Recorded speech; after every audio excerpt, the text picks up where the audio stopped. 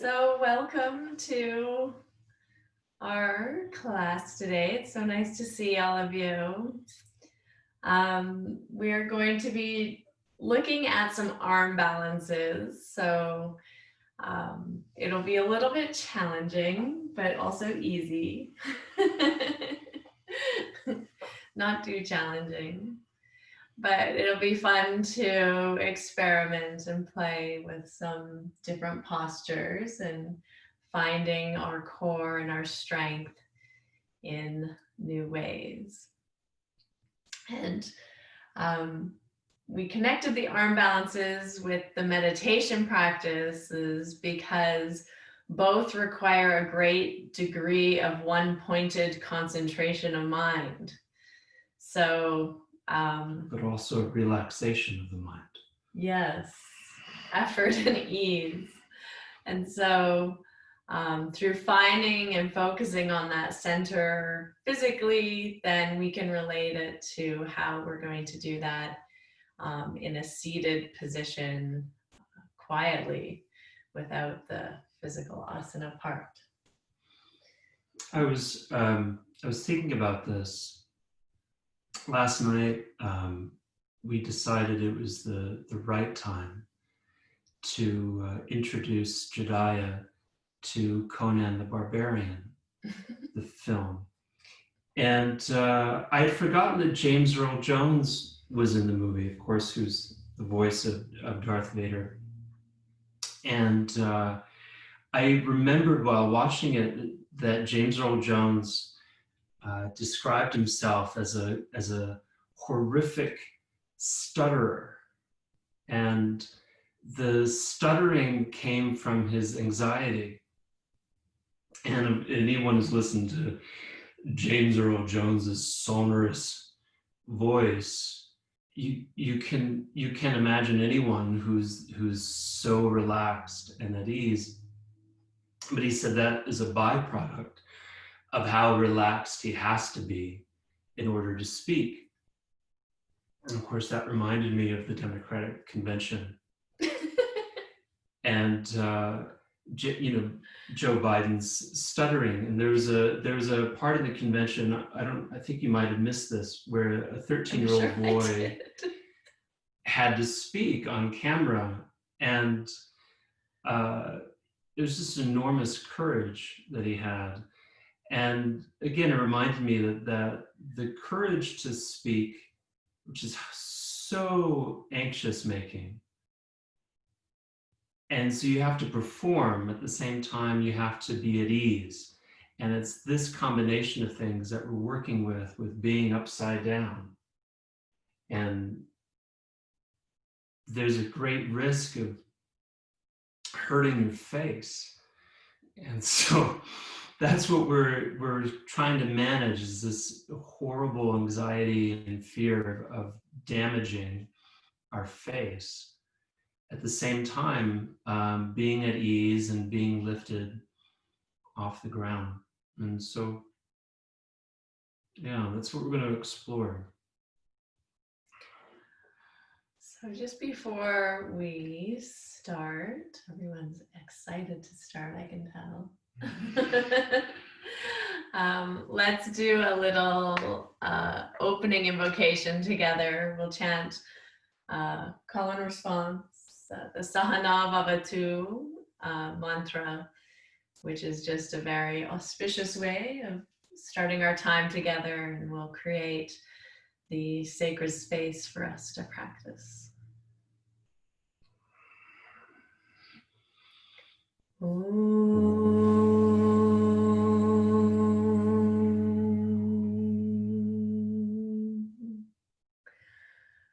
Sahana Vavatu. Sahana Vavatu. Sahana Punaktu. Sahana Punaktu. Sahaviryam Karavavahai. Sahaviryam Karavavahai. Tejasvinavadi. Tejasvinavadi Tamastuma Vishavahai. Tejasvinavadi Tamastuma Vidvishavahai. Om Shanti Shanti Shanti.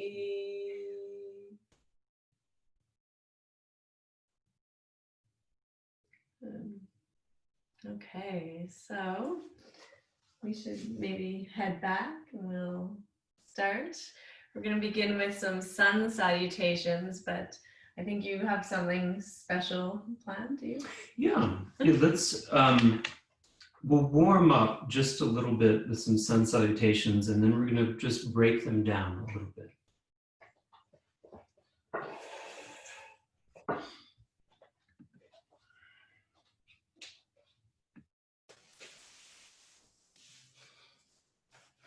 So if you could just come to the yoga mat.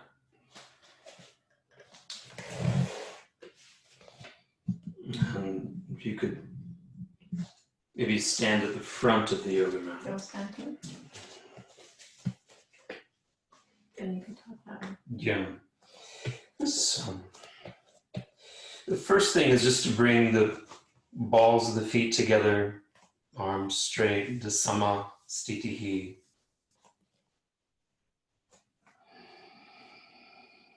And we'll just bring our palms together and pretend that we did an opening invocation. And take a deep inhale. And exhale, drop the hands down.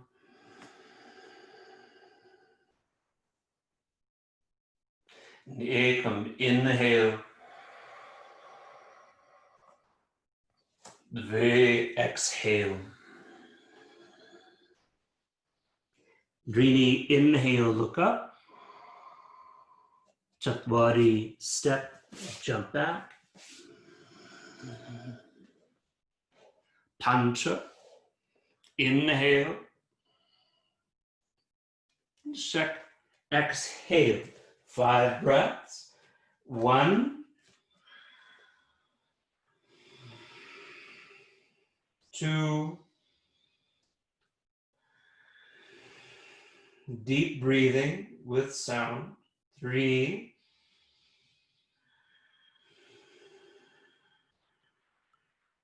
4,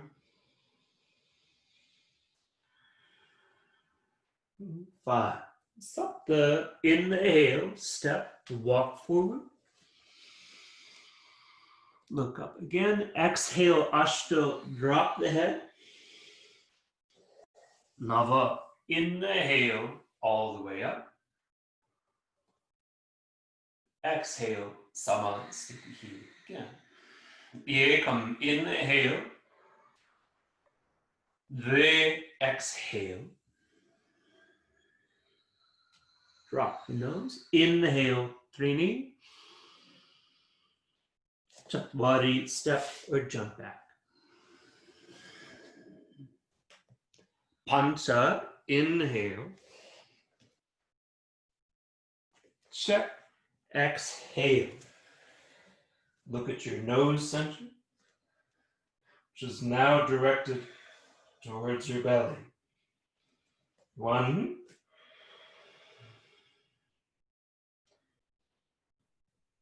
2,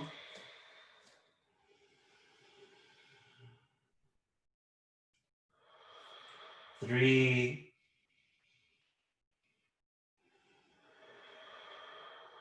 4,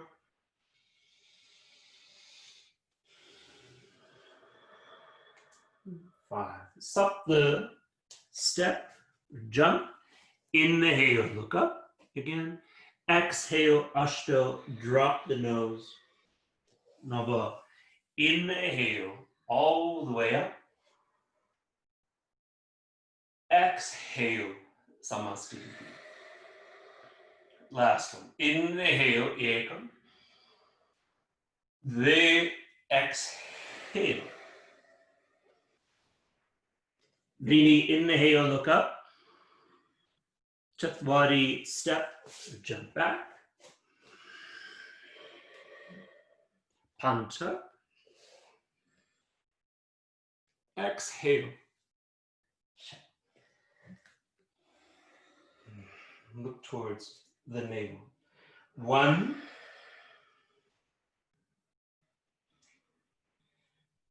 2,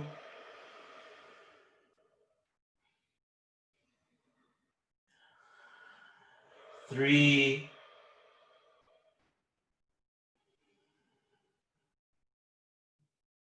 4, 5. Stop the step or walk forward. Inhale again. Ashto, exhale. Nava, inhale all the way up. Exhale, samastiti. Now, Harmony's going to do another one, and I just want you to watch a couple of things. What I want you to look at are the points of action in the body. Where is the body moving or changing shape? And you'll notice, hopefully, 3 things.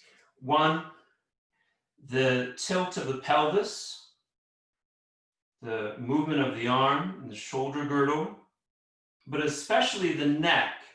The neck is maybe underlooked, but it moves in a profound way. And I just want to I want you to examine how profoundly the neck moves in space. So, samastitihi. Ekam, inhale. You see how far back the neck is there? How completely open it is in the front? Dve, exhale. And now it's the exact opposite with the neck. The neck is now profoundly rounded, coming forward. Trini, she does the opposite again. Look how profound that is. What a dramatic shift that is in the neck. And then Chatwari, it stays the same. Pancha lifts again, profoundly open. And then Shek, the opposite, and this is even more profound. Look how rounded it is again as the eyes go towards the navel. This is by design, you'd think. After all of this is 3 already, you start to wonder, perhaps the sun salutation is really designed to move the neck. There could be no other reason for this. So, Shak, lift the chin and then jump. The chin stays in the same place, profoundly open, and then Ashto, profoundly closed again. Nava, inhale all the way up. Exhale, samastitihi. So let's just do one more quick one, and this time watch the hips and look how the hips move in place. We're going to look at something called nutation. And so ekam, inhale, dve, exhale, and now the pelvis is collapsing, it's contracting. Trini, inhale, basically stays in the same place there, and then Chatwari opens. Pancha, inhale, opens profoundly. Shak closes again. 1, 2, 3, 4, 5, and then Shak, Sapta, Ashto closes completely, and then Nava opens back up. Exhale. Samastitihi. Yeah. So that's actually come down to our knees together for this next part. I also wanted to look at the arms, but I think it's easier if we do that part together. And so the neck is so interesting what we do to it in order to practice yoga. So we were talking about James Earl Jones earlier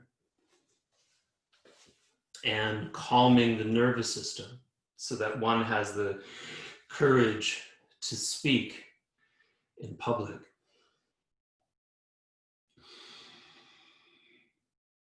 And a lot of that has to do with relaxing the face, relaxing the jaw, relaxing the tongue. And that starts to operate on the vagus nerve, which I'm sure many of you know all about. The vagus nerve really starts there underneath the chin. And the vagus nerve is really interesting. Do you speak Spanish? No. No. You're a Latin scholar? Yeah. Oh. So, do you remember what vagus means? To wander. To wander. Yeah, like a vagabond. Yes. Or a vagrant. So the 10th cranial nerve, the vagus nerve, wanders throughout the body, and it starts just here underneath the neck, underneath the carotid artery. And so all of this work that we do with the neck profoundly stretches that part of the body. And then it branches out into the anterior vagal region of the chest and then the dorsal vagal region of the underneath the guts and then down into the groin. And so from what I could see in the sun salutation, the most profound thing that moves in the sun salutation is the neck, this profound contraction and extension of the neck. And I think that's so interesting, especially when we start the practice with a prayer. And so we start by vibrating the vagus nerve through singing. Let's take an Om. Do you have another chant to do? We can chant Om. Okay, let's do that. I'll follow you again.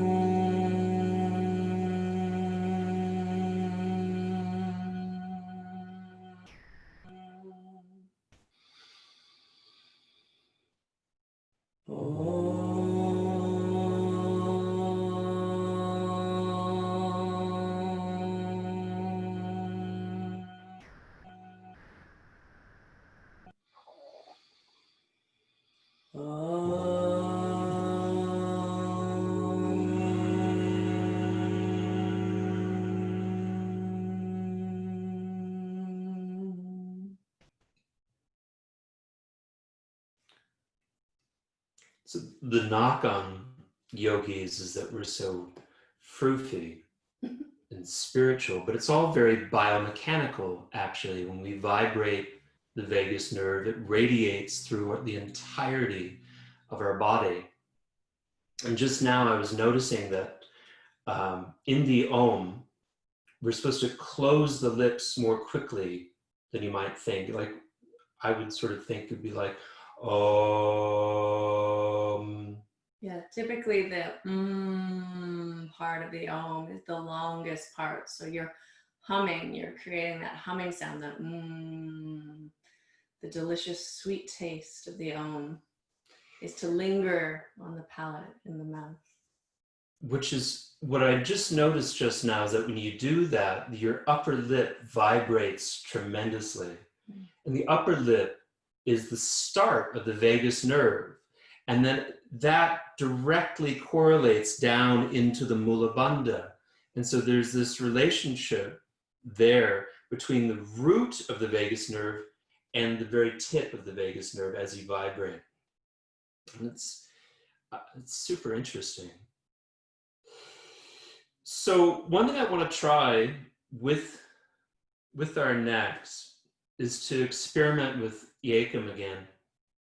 And I want you to try a little exercise. I'm sure many of you have done this before, but I want you to try doing it what I think of as the wrong way, which is to lift the eyes and then to lift the chin and then to drop the head back down again. Let's try that one more time. So you lift the eyes, lift the eyebrows, and then lift the chin, and then come back down. Lift the eyes, lift the chin, lift the forehead, and then come back down. Do you notice anything right off? Let's try the opposite. So this time, look all the way down to the nose center, nasagri drishti. So this was recommended late in Pattabhi Joyce's career. He recommended late to looking down the nose. And so we're going to try that. We're going to lift the chin this time, looking down the nose, keeping the forehead relaxed, keeping the jaw relaxed, keeping the tongue relaxed. Look down the nose, looking down softly as you lift the chin. And then come back. Let's do that one more time. You're looking down the nose as you lift the chin. Those two actions are opposite. They're pranic and apanic. As you lift the chin, looking down, and then coming back. And last time, yekam, inhale, lifting, but looking down. And then exhale, coming back. Do you notice anything in your neck that time? Well, I find that when my eyes are looking up first, and you're looking more to like Brahmadya Drishti when you lift the chin, that the movement is sort of isolated more to the neck area. And it's like a bit more of that compression in the neck because the neck kind of just hangs here and not much else is involved. And also there's like a more awareness of the back of my body. Whereas when I look down the nose, there's an awareness and an immediate connection actually to this Mula Uddiyana area in the lower belly. And I also feel like more of the muscles that support the neck and even the upper back get involved so that my head isn't just hanging off the neck, but it's more like it's being held by some supporting muscles.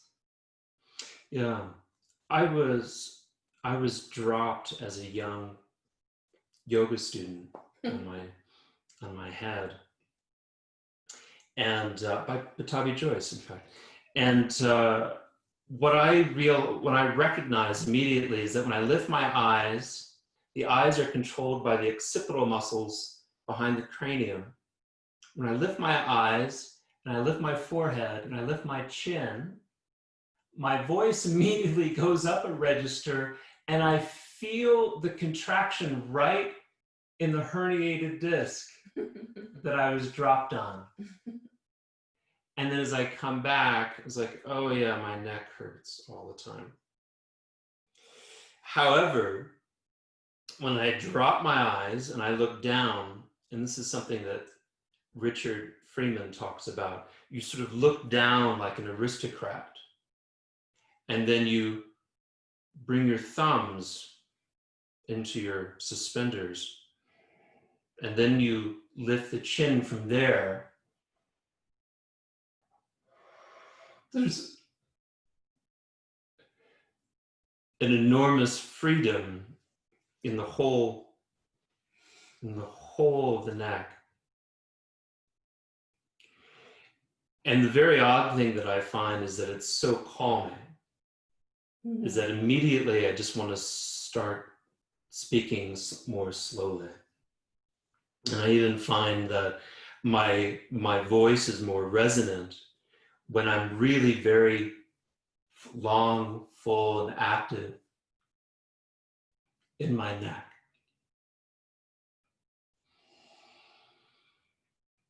Why don't we stand up and try Ekam Doi Trini?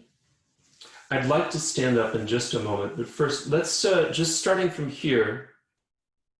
If you just take your arms out and then roll them forward, I want you to notice this as well. When you bring the thumbs together, try lifting the chin with the thumbs together and notice what happens. And then bring the arms back down. You there. Also, your thumbs are together. You lift the chin with the arms and then bring them back down. So you're almost like there's a plane here and the chin never goes beyond the arms. The chin always is lifted with the arms, but keep the thumbs together. Ekam, inhale, and then Dve, exhale. Now, try again the opposite and bring the heels of the palms together. And then Ekam, inhale, Dve, exhale. And remember, like a gentleman, you're looking long down at the thumbs as you lift the arms and lift the chin with the arms. And then exhale, Samastitihi. And last time, Ekam, inhale, exhale, come down. Do you notice anything there? Yeah, this is a really important point for arm balancing. And part of the reason why we're talking about this is because we start arm balancing right away. As soon as we jump back into Chatwarya, it's your first real arm balance of your yoga practice, where the weight is on the hands only to jump back, especially if you're jumping, not stepping. But this action, if the hands are at all slightly turned in towards each other, is closing the shoulders, and your serratus muscle, which is this muscle under here, you can find it by, if you put your arm in like this half, bent position, and then like you're trying to knock on a door with your elbow, it's this muscle that you're using is your serratus muscle that attaches the arms to the body. And so when the hands are turned in, my biceps are maybe involved, and the rotator cuff maybe in the shoulders, and whatever these are. The trapezius. Deltoids? I don't know. These parts up here. Deltoids? Trapezius. Trapezius. Yeah. They're like all... Yeah. And that you can't balance that way. This is how and also you can't breathe that way. This is how we practiced Ashtanga yoga in the 80s. Like this. And then your shoulders and your necks, everything's crunched up. Yeah. I'm from California. And then when you are more connected through this pinky finger line and the palms are open, now all of a sudden you got this whole line that is actually your downward dog line too. It's that same sort of energy through the outside edge of the arms. And then the shoulders and the trapezius are... The scapula is relaxed pulled and dropped back. Yeah, the shoulder blades or the scapula can come down the back. And then there's like freedom. All of a sudden my neck can move actually very freely in any direction. And I also am using these are all extending now. Yeah. Yeah. The serratus is now supporting the movement rather than being asleep. Yeah. So you may notice that in your neck, that opposite. We're doing this. This is compressed. The neck is compressed. Even the voice is compressed. And then as we bring the palms together, this all opens in the neck. And I'm telling you right now that this is critical to this action, is being able to lift the chin to make a triangle when you're supporting yourself in Trini and Chatwari. This needs to be open so that you can make a triangle from here to here, and then you can be balanced in Chatwari. Because if it's back like this, all of your weight is here behind the wrists. And there's no way that's going to come up. This all needs to be here. So yeah, let's try this at standing. Let's just do one more thing before we stand. Yeah, you got one more thing you want to do? So since maybe you're kneeling, if you're not kneeling, you can kneel. Let's just take a child's pose and walk their fingers as far forward as you can. And then just really spread the fingers out nice and wide. So you're just looking at the palms here. And you want like your peace fingers, the index finger and your middle finger, that V of the fingers to point forward. So sometimes that means the hands are slightly, just ever so slightly turned out. And then you really want to put a lot of pressure in the meaty part of the palm. So between the thumb and the first finger, that's where most of the weight is going to be. But then at the same time, you want to feel that outside edge of the line. So the upper outer edges of the arms are firming down to the mat like we just felt when we lifted the hands up. So you're feeling this action of like the armpits almost trying to peek at each other, but they're not moving. You're not rotating the arms at all. It's just that energy of the muscles firming downwards towards the mat while that inner aspect of the hands is pressing down. So you have two things happening together. The palm and the lower part of the arm, there's a slight inward rotation, and then the upper outer edge of the arm into the serratus and the upper back, there's this slight external rotation happening. But these two, I guess, spirals of energy are happening simultaneously.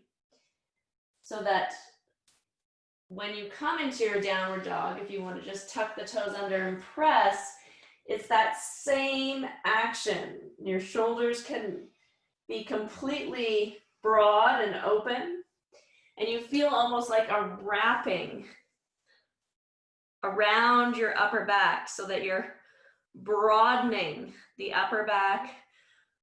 The upper outer edges of the arms are firming down. This through the thumb and the first finger is pressing down more firmly. And then the arms are very stable, and the shoulders then are soft. They're not crunching in, they're able to just remain open. So you really want to feel like this wrapping action around the back area. And then of course you want to feel this deep Uddiyana Bandha, and we're going to get to that deep Uddiyana Bandha in a minute. In 60 seconds. Okay. So from Samasthiti, we're looking for exactly the same structure that Harmony pointed out. That wrapping and lengthening, that extending here is the same thing that we just did in downward facing dog. And it's the same thing that we do in an arm balancing posture. We're lifting the chin with the arms and then extending through the triceps, dropping the trapezius back and lifting, but then yes, that reverse counter spiral. I can't see your hands. You have to kneel down. That's why it's so helpful to be on our knees. So from Samasthiti, we'll think about dropping the coccyx down and lifting the pubic bone out. And then also dropping the pubic bone down and lifting the coccyx up. We're just going back and forth to find the middle. Sama, stitihi, standing straight. And then again, we're looking down low like a gentleman. an aristocrat,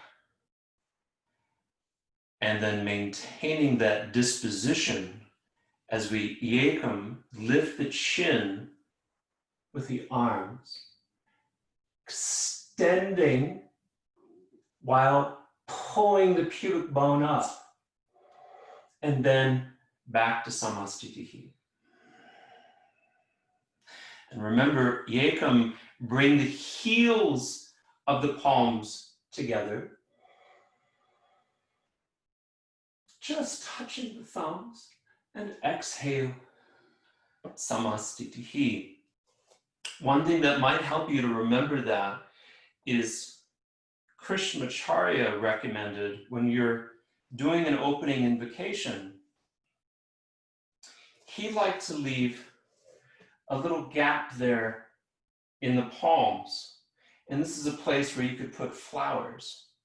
Be nice if you could do your opening invocation with just a couple of flowers held there in the palms. And you can just hold them there next to your heart, say a rose, or perhaps an orchid. You just hold those little flowers there in your palms as you do an opening invocation. And remember that when you're making your offering, that you're leaving space. You're leaving space for those flowers in your palms. And then the heels are pressed together and you're just touching the thumbs. So there's a little space there for flowers to be held in your palms. And that's so nice. And what I don't like to see is people crossing the thumbs there. Because as we know, when we cross the thumbs, we're holding those thumbs together, we're crossing, we're trying to keep our arms together. What does that do? That's the action that we took when we pressed our thumbs together to lift our arms, and then our neck is held that way. And so we're doing the opposite. We're bringing the heels of the palms together, a little gap there for our offering. And if I see any thumbs crossed,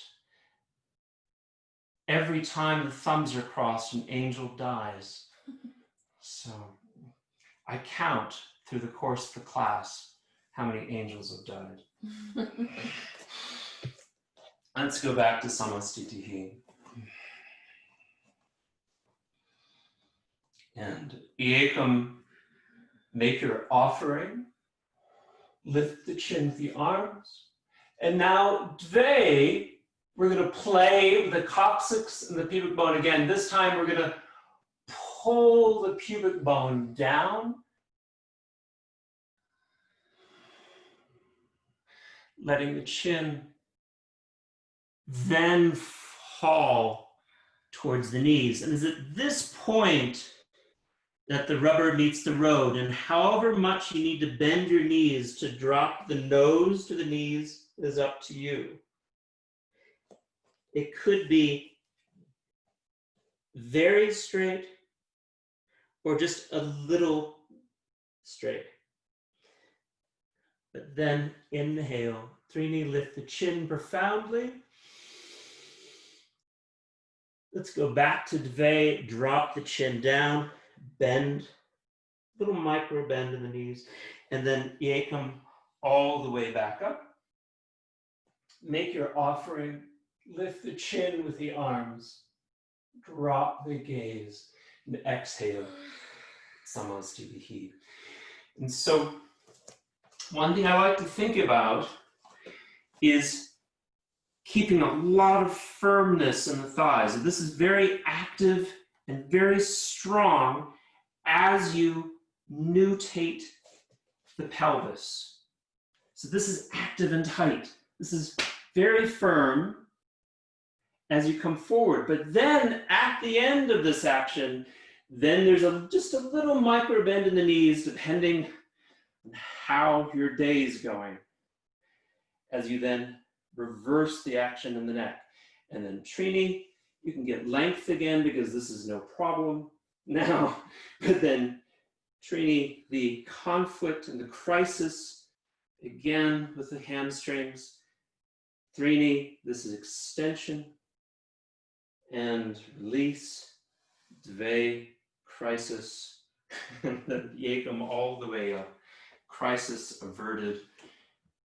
Make your offering, and then exhale, Samastitihi. So this action is Dve, and we're not going to spend too much time with this today, just that this is a profound contraction here in the thighs, and then a release of the knees, and the chin drops. And then Trini length. And it's a really important part of why you might need to bend your knees is because you really want to hollow and pull that lower abdomen in to close the space between the rib cage and the thighs. So if you don't quite have the length in the hamstrings to fold forward and seal off that gap between the chest and the thighs, then it's helpful to bend the knees, because in order to jump back, I mean, even if you're jumping back, you're going to bend your knees to lift and jump.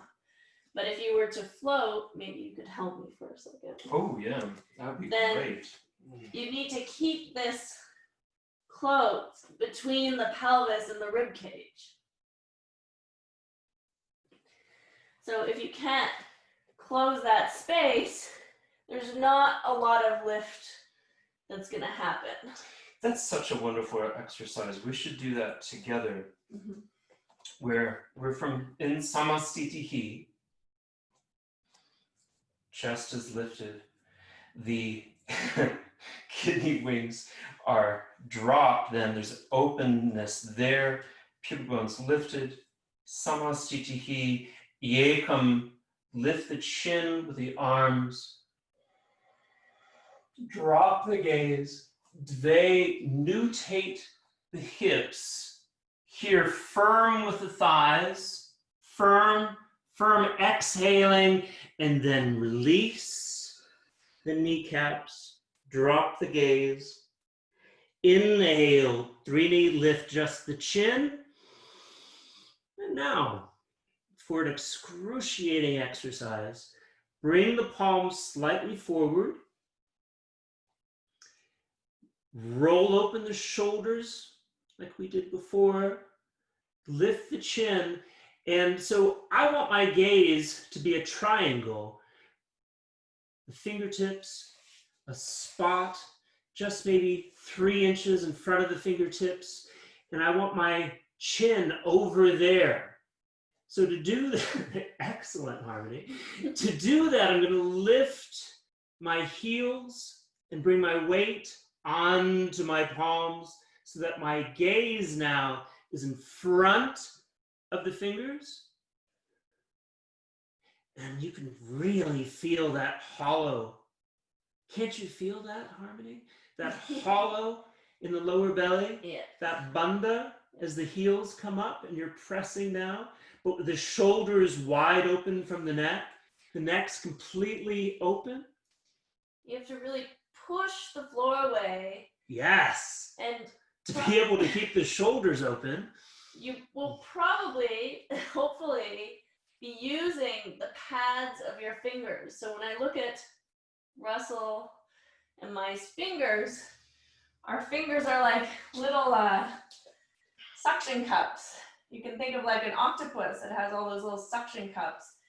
And if you think of each finger having a little tiny suction cup on it, when you're doing your arm balances, you really need to use those pads of your fingers. Actually, it's a big key, like suction cups. They're intelligent. Or maybe you want to think of eyes or something.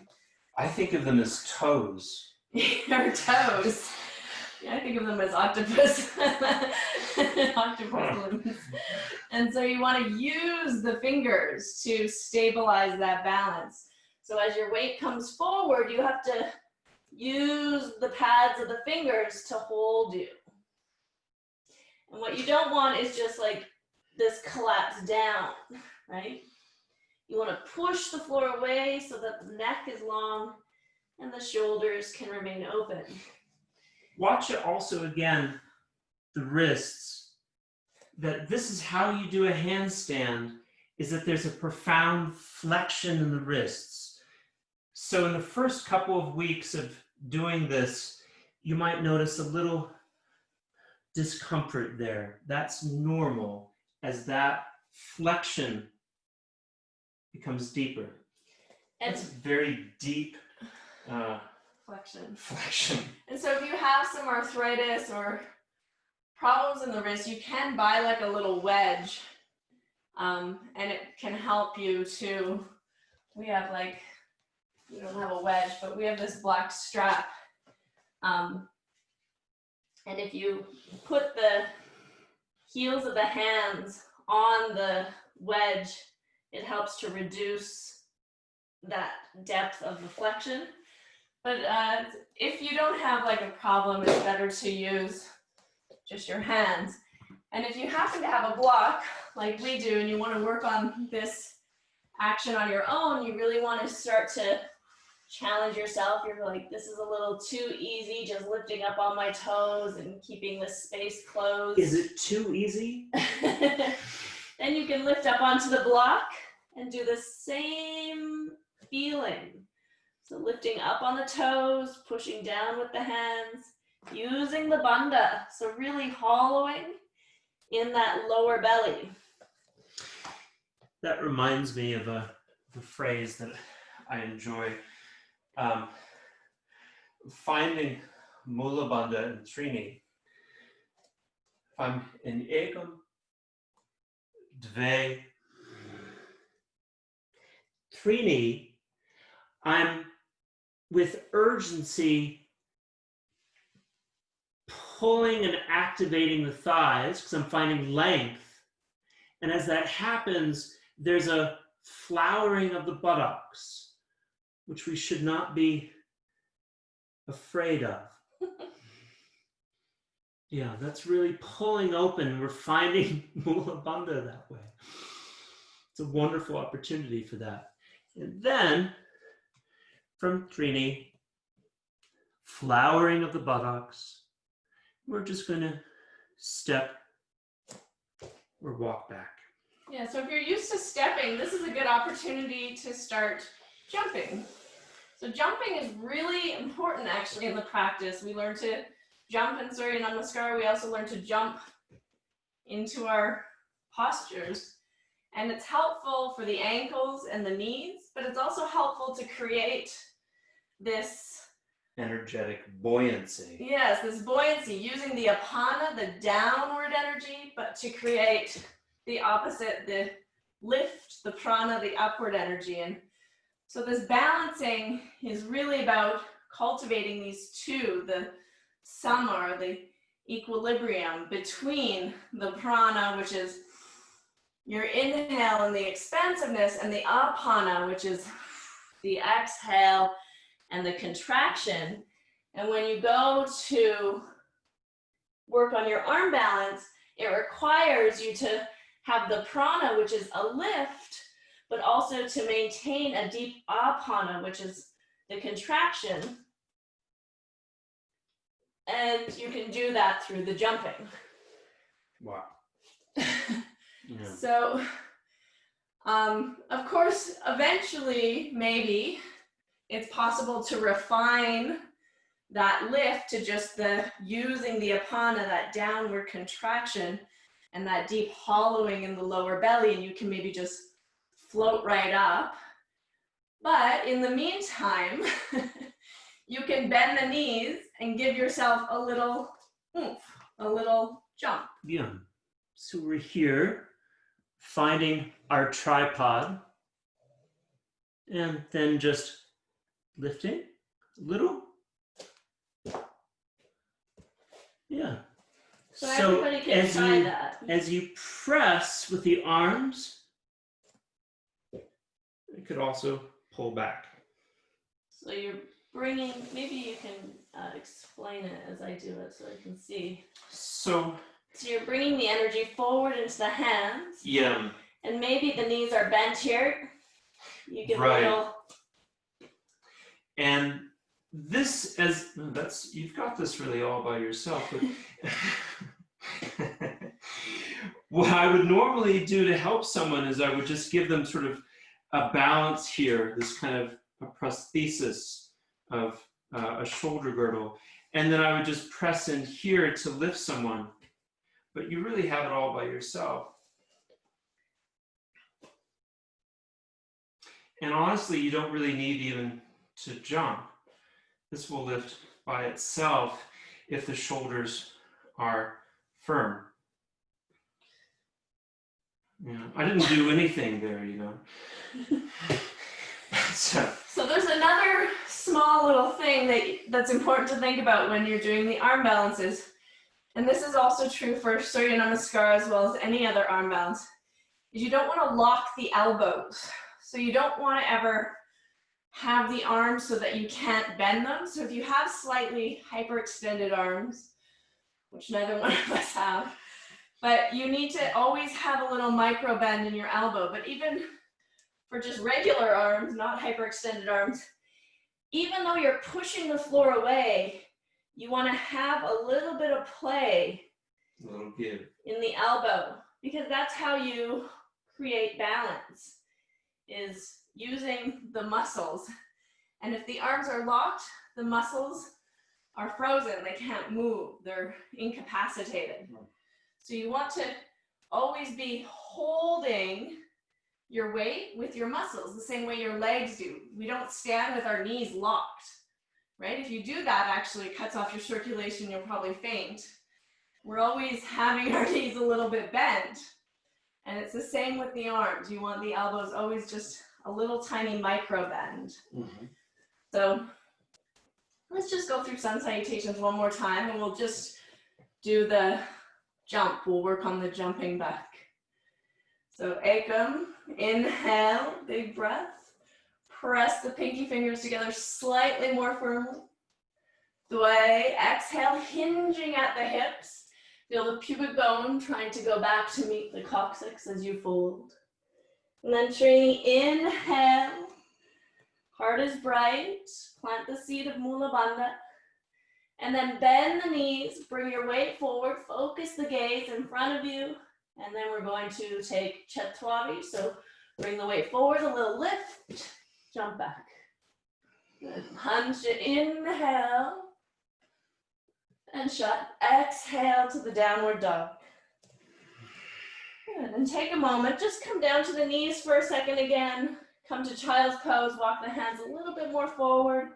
Really press through the meaty part of the palm, through the first finger and the thumb. And then feel the upper outer edges of the arms firming down. So the arms are really strong here, but there's a softness in the elbow. So it's like your elbow wants to hold a bubble or a pillow. So always try and feel like that little bubble or pillow in the elbow crease. But then there's a firming of the upper outer edges of the arms down towards the mat. So there's an opening, a broadening of the neck and the back. And then keep those arms, press into your downward dog and feel that energy. So this broadening of the back, an openness through the neck, a firming of the upper outer edges of the arms down to the mat, but that you're still holding a little pillow or a little bubble in your elbow. There's a softness there. And then you're just going to keep your arms in this position and lift your head to look up. Bend the knees. Plant the seed of Mula Bandha. Let the coccyx come down. And then you're going to spring to come forward.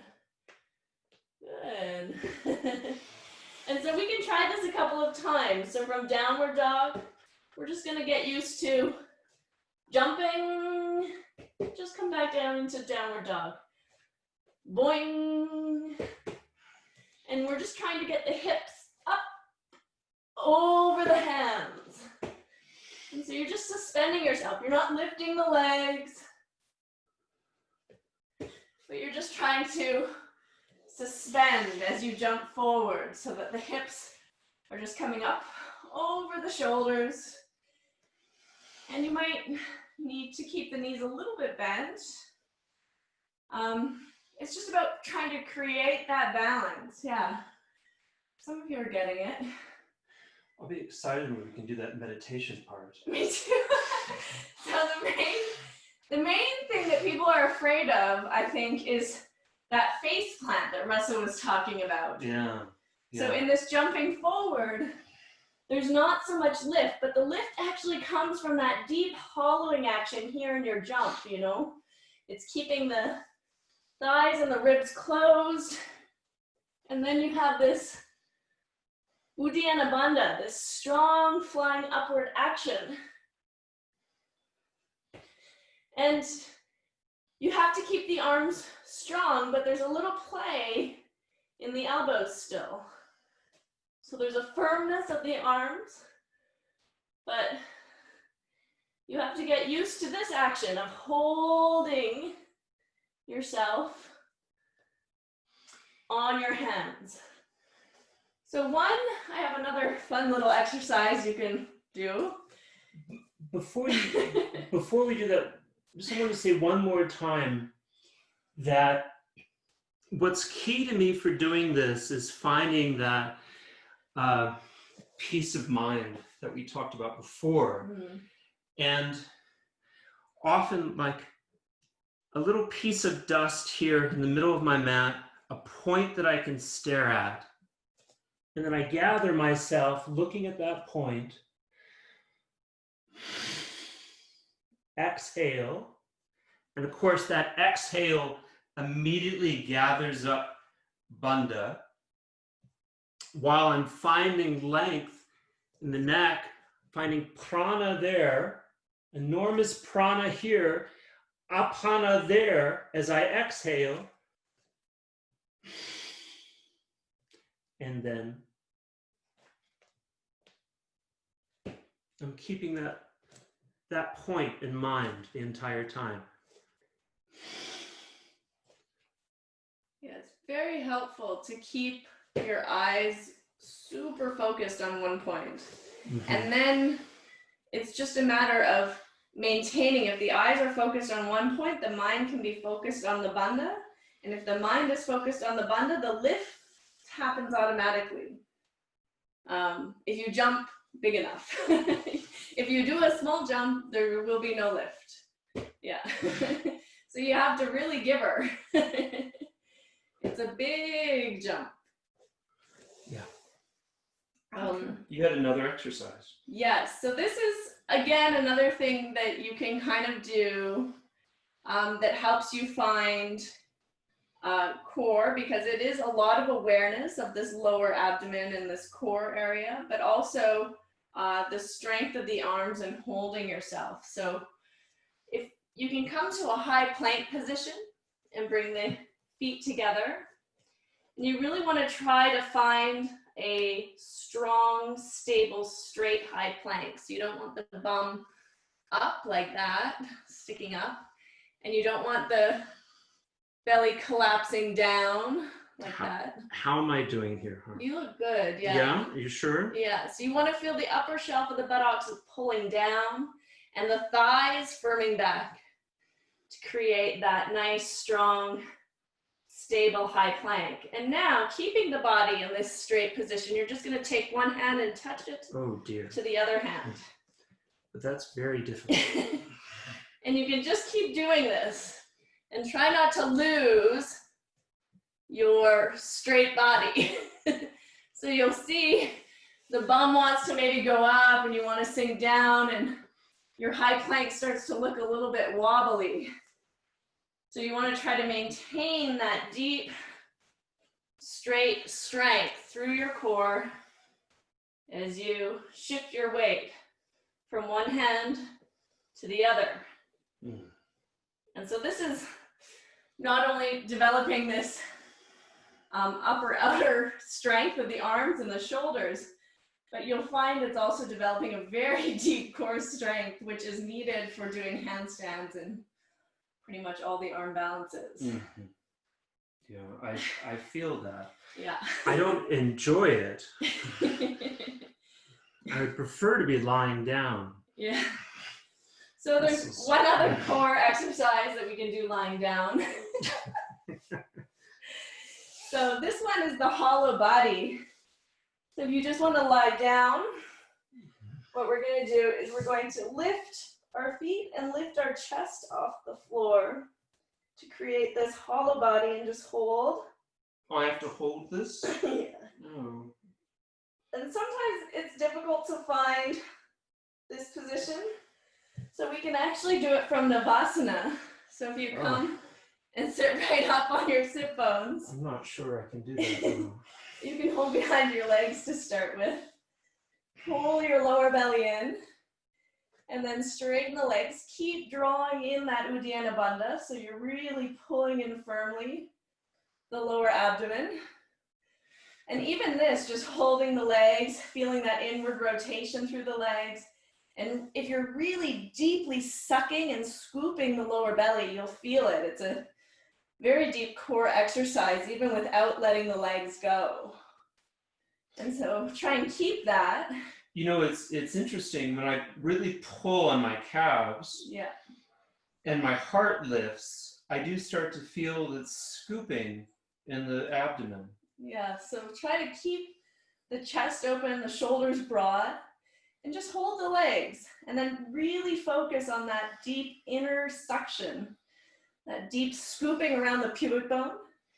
You might even be able to feel like the pelvic floor, the pubic bone, the tailbone trying to come together and draw up and in. Okay, now we're just gonna slowly lower and become very wide. And then we're gonna hold, creating this hollow body here. See how low you can go. And then I'll come back up. And then hold, create that lower abdominal suction again. I often hold like this in Sharat's class. And then slowly keeping the abdomen toned and pulling in, pulling in, pulling in, pulling in. Create your hollow body. See how low you can go. And back up. You know, one thing that I often do, this is just when you're really struggling, and it's vinyasa number 4 or 5 in Navasana, and you're holding there a long time. If you just press the wrists against the calves very strongly, it holds the legs up, but no one can tell that you're cheating. This is really obvious. You'll get yelled at for that. But if you press really firmly there, do you see how that holds the legs up? But then really pull your belly in, because that's the work. The work isn't actually about holding the legs. The work is about toning the Uddiyana Bandha. No, this is a way of getting out of work. So one more time if you want, hollow body, hollow body. Really creating this core strength, this deep apana action. Back up. Good. So I think everybody understands what we mean by the prana and apana, but maybe we'll just come to our knees and do like the prana and apana patterns. So I think you're all familiar with cat-cow stretches. I'm never sure which one's the cat and which one's the cow, but I think the cow is the prana, right? With the belly hanging down. Cat is rounds. Like the angry Halloween cat. She rounds her spine. Yeah. And the cow lengthens her spine. So the cow is the prana, the heart opening, the belly dropping, the buttocks blossoming. And then you have the apana, the reverse, which is the angry Halloween cat, pressing the floor away.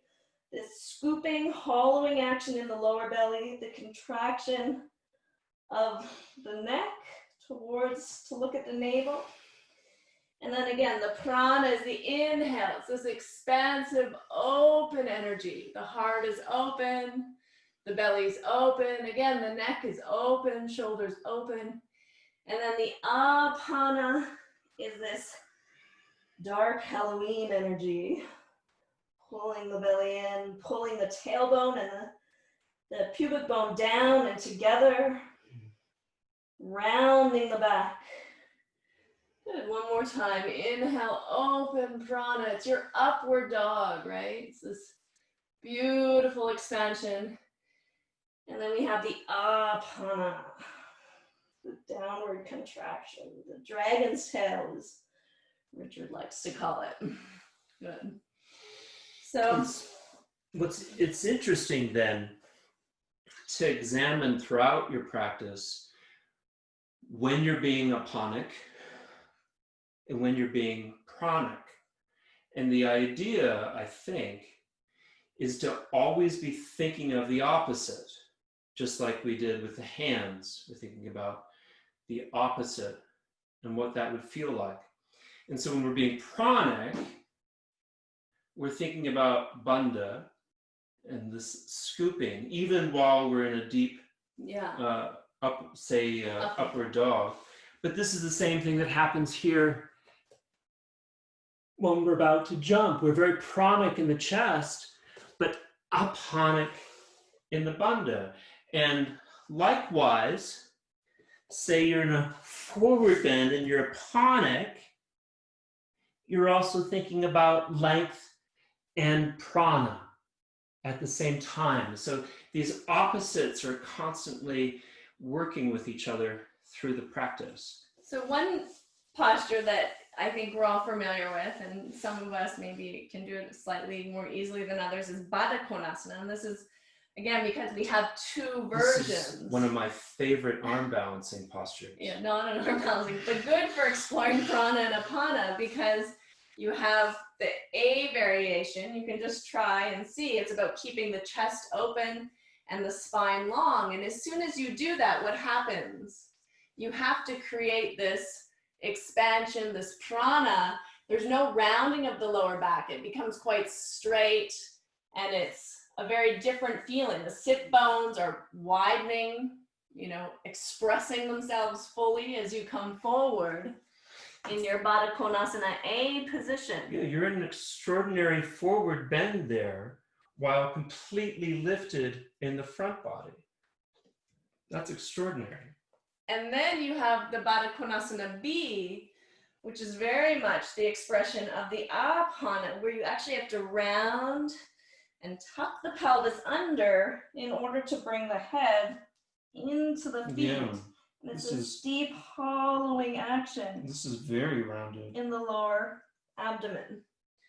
And so in the same position, depending on what you're doing, how you're expressing that posture, it can have a very aponic feeling, a closed, contracted feeling, or a very pranic feeling, a very expressive feeling.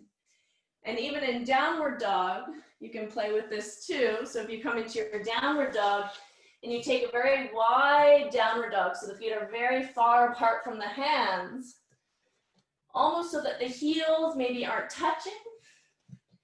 And then you can drop into your downward dog so that the head is coming through the arms.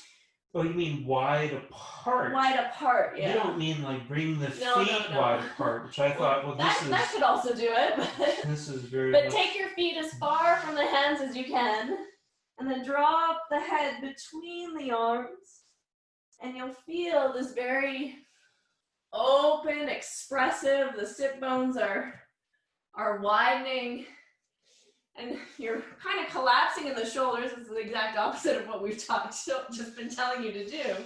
But you'll feel this very pranic feeling. And then if you shorten the distance between the hands and the feet, you can really round the lower belly. You can tuck the chin to look up towards the navel. And it becomes, again, a very aponic downward dog. If you just... One thing that, if you're staying downward dog, one thing that we would do in Mysore in the early days, when before there was Instagram and you didn't know everyone, you'd really check each other out in Downward Dog. Everybody would really be checking everybody else out. And that was one of the things that was a tell. If someone was like this, you could say, oh yeah, she's an Iyengar student. You could really tell. But if their hands are way back here, you could say, oh, interesting. That's someone who, that's like an Orthodox Ashtangi fanatic, because they're doing it so aponically. So again, it's about balancing these two energies. You want the apana in the lower belly because that's going to give you that uddiyana, that spring to get the hips up. It's very difficult to get your hips up from a pranic position. If the sit bones are very open and wide and there's no apana, there's no uddiyana bandha. And it's wide open. There's nothing happening. But if you can round in the lower belly and create this apana, so it's like the tailbone is tucking and you're trying to get everything as tight as you can between the thighs and the rib cage, then it becomes very easy to lift. Mm-hmm. But you have to keep the chest open. If the chest is collapsed in this aponic position like the Halloween cat, you can't balance on the arms. So you have to have the cow in your upper body. You have to have the prana in the upper body, but then the Halloween cat in the lower part of the body. So let's practice another asana. We're just chopping it all up today so that you can experience different things. Let's take Bakasana. Oh dear. Because this is again, you'll really get a sense of the balance between the apana and the prana. So this is the crane or the crow, depending on how badly you do it. But you want to maybe bring your feet together and then take the knees to the outside edges of the arms. And you're really low here. So you can see already how aponic you have to be. And you really want to push and round the back. So like the hood of a cobra lifting up. You're just going to shift the weight forward into the hands. So you're in like this kneeling position. The shins or the backs of the legs can rest on the backs of the arms. And then maybe you lift one foot up, maybe you lift the other foot up. You just start to find either this low balance with the arms bent, or eventually what you want to do, so this is very aponic, right? Everything's rounding. You want to try to keep that apana lifting the heels towards the belly, but then you want to create some prana by extending the chest and straightening the arms.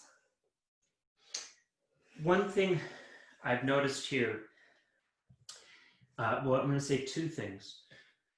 One, that it's much easier to let the knees go past the triceps there. So it's like this is much easier, but really what this is you're just kind of placing blocks on top of each other, and then you can hang out, right?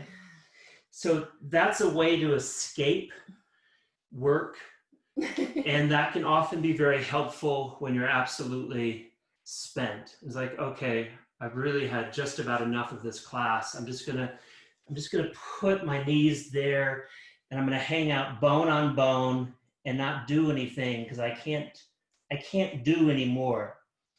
So that can be really helpful. Now, actually doing the posture, say you're being photographed, there's on the back of the arms, I'd say for most of us, there's a fat, and that fat is sticky. It's a sticky fat. And it's like sticky rice. It's like sticky rice. That's probably actually what that is. And so this sticky fat is where you put the knees into into, you put the knees into the root there of the tricep. You're putting the knee into the sticky fat. It sticks there. It's like, okay, I've got a stick. That's stuck. I've got my knee stuck into sticky fat. That's what you're looking for. That's how it sticks.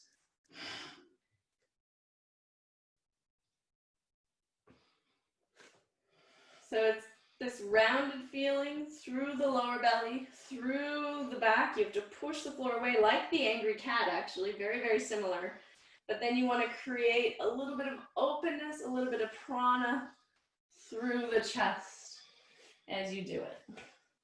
So if you're just learning, it might be just very aponic, very down and rounded. But as you make it even more aponic, you can then start to add a little bit of lift through the chest to create that's lovely. A bit more prana. That should be on camera. But again, it's quite intense on the wrist. So as you're working these arm balances, especially if you're new, you want to keep stretching the wrists in the opposite direction. So I like to just take the backs of my hands and stretch them that way, or you can do it on the mat.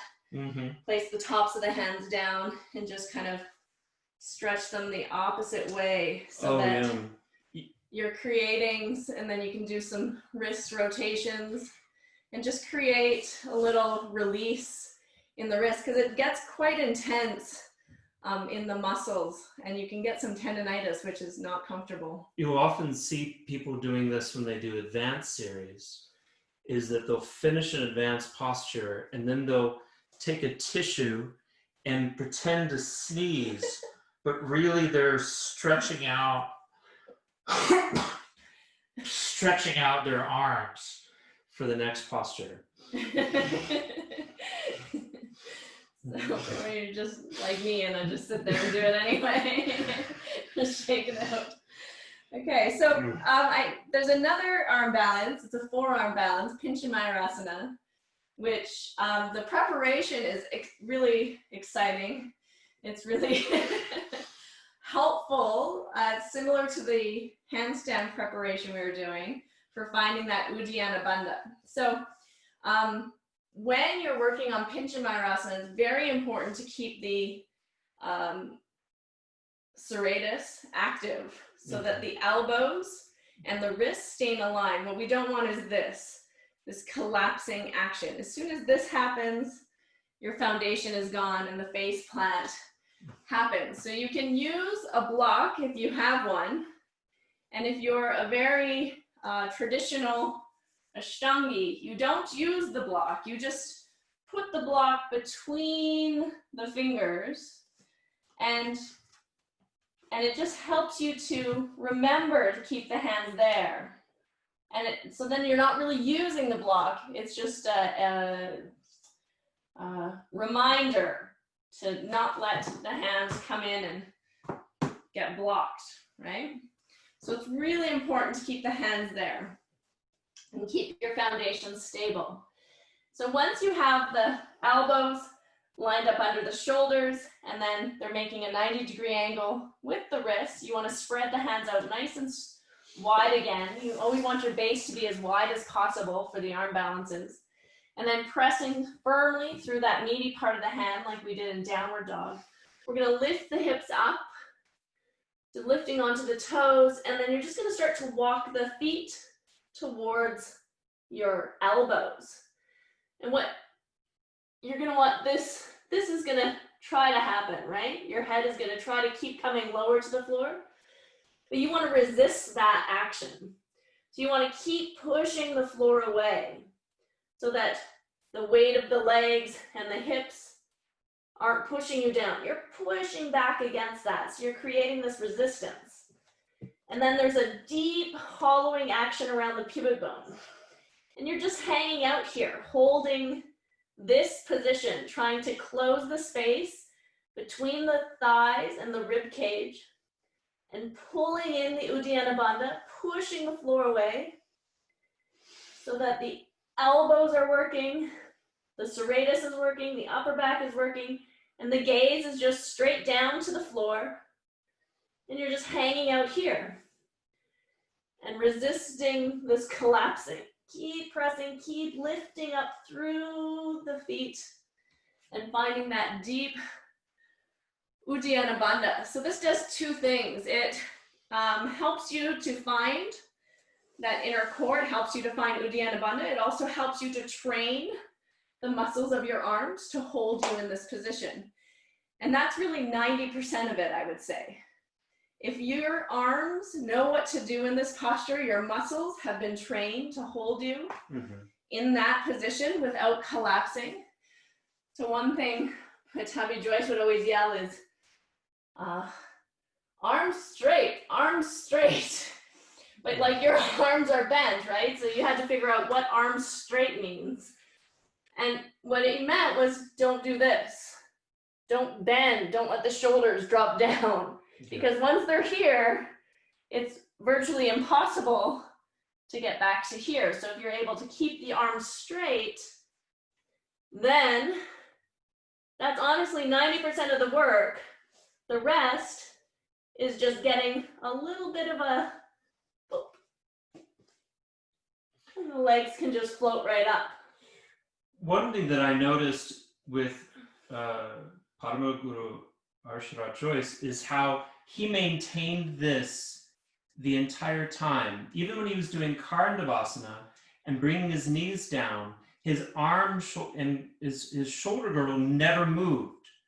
Whereas with a lot of students, myself included, my arms were all the way down here, and then I would press out of that. And that was the only way that I could figure out how to do the posture. But Sharat is able to maintain that extension, which is the point of the practice, which is to firm the shoulder girdle and not cheat. So I think a lot of you were doing that preparation. Yeah, let's make sure they do that. Yeah.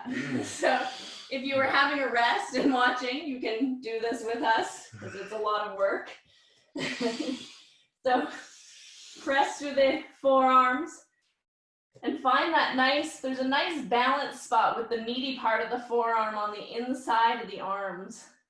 And then keep the hands and elbows in a line and then lift up into your downward dog position. And then you're gonna walk the feet forward, coming up onto the toes, and then keep pushing the floor away. And just bring the feet into where it feels comfortable for you. You can even bend the knees a little, but the main thing is that the head is as far from the floor as it possibly can be, and you're trying to keep the arms and the shoulders straight. And then you're hollowing, pulling in that lower belly. And it should be burning that you're pulling it in so much. When you're just breathing here, you could stay here for half a day if you needed to. And you're resisting the urge to let the hands slide in towards each other. So then if you have a wall, or if you feel comfortable and you're not afraid to fall, once you've done that preparation several times,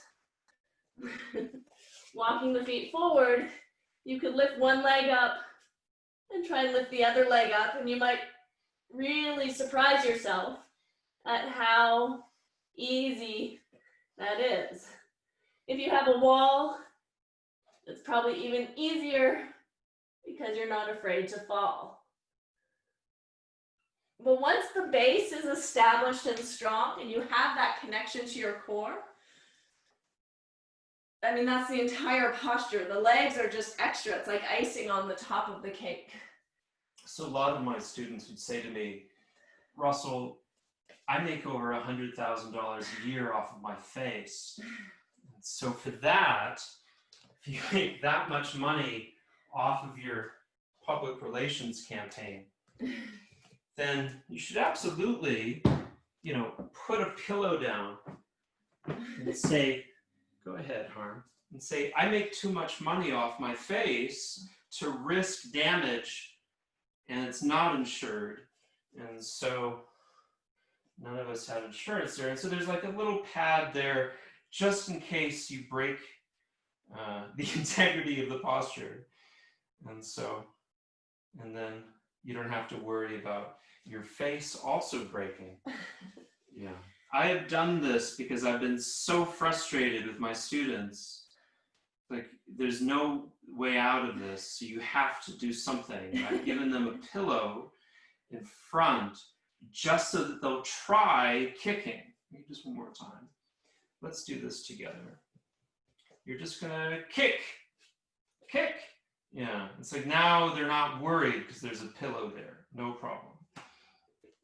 And then someday we can take the pillow away. Okay, so just for observation's sake, let's take a sun salutation again. Oh. And then you can really feel like what all of this work has done to your awareness of your arms and also your bandha. Okay? So find samastitihi. Find your breath. And then turning the palms up, ekam, inhale, lift the chest, press the pinky fingers together. Dwe, exhale, close the gap between the rib cage and the thighs as you fold. Trini, inhale, extend the chest, but keep the pelvis closed. And then bend the knees, Chaturanga, bring some weight into the hands. Exhale, try to jump back. Find Chaturanga Dandasana, strong legs. Punch it, inhale, upward dog. Shut, exhale, back to your downward dog. And hopefully you can feel that firming of the upper outer edges of the arms now, nice and strong.